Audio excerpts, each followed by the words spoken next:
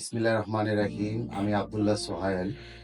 Heritage freelance real estate এজেন্টের পক্ষ থেকে আপনাদেরকে স্বাগত জানাচ্ছি। দীর্ঘদিন পর আপনাদের সাথে আবার মিলিত হয়েছি একটা গুরুত্বপূর্ণ দলিলিক বিষয় নিয়ে কথা বলার জন্য।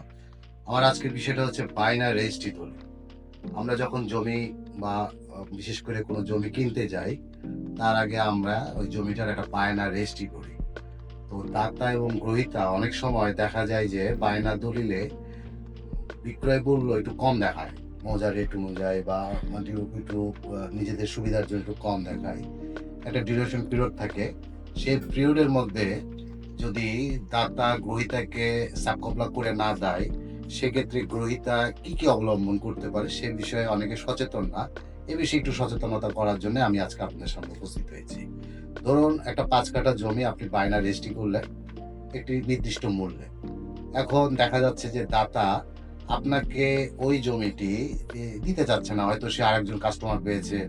তার কাছে একটু বেশি দামে বিক্রি করবে আপনার সাথে যে ধরনের কন্ট্রাক্ট হয়েছিল। তো সেক্ষেত্রে সে একটু গড়িমসি করবে। হয়তো আপনার সাথে সে বার্গেনিং এ যাবে যে, "আমাকে এত দাম না দিলে আমি আপনাকে সাব কবলা করে দেব না।"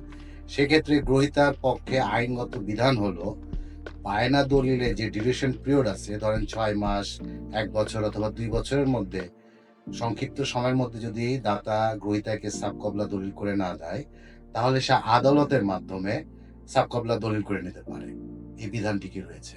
আপনি আদালতের মাধ্যমে সাবকবলা দলিল করবেন এবং আদালত আপনার জমিটি রেজিস্ট্রি করে দিবে। আপনি তার ভিত্তিতে আপনার নামে খারিজ করে নেবেন। এক্ষেত্রে বায়নার দলিল রেজিস্ট্রির জন্য বাংলাদেশের চুক্তি আইন ১৮৭২ এবং রেজিস্ট্রেশন আইন ১৯০৮ অনুযায়ী বায়না দলিলের আইনি বৈধতা আপনারা একটু দেখে নেবেন। আজকের মতো আপনাদেরকে স্বাগত জানিয়ে শেষ করছি। Heritage freelance real estate agent আপনাদেরকে আইনি পরামর্শ, ভূমি কেনা-বেচা, রেজিস্ট্রেশন, ফ্ল্যাট বিক্রয়-ক্রয়, যাবতীয় আইনি সহায়তা এবং ক্রয়-বিক্রয়ের ক্ষেত্রে সহায়তা করতে চাই। আপনারা যদি আমাদের সহযোগিতা নিতে চান আমাদের সাথে যোগাযোগ করুন নিম্নে। আবারও সবাইকে স্বাগত জানিয়ে শেষ করছি। আসসালামু আলাইকুম রহমতুল্লাহি ওয়া বারাকাতুহু।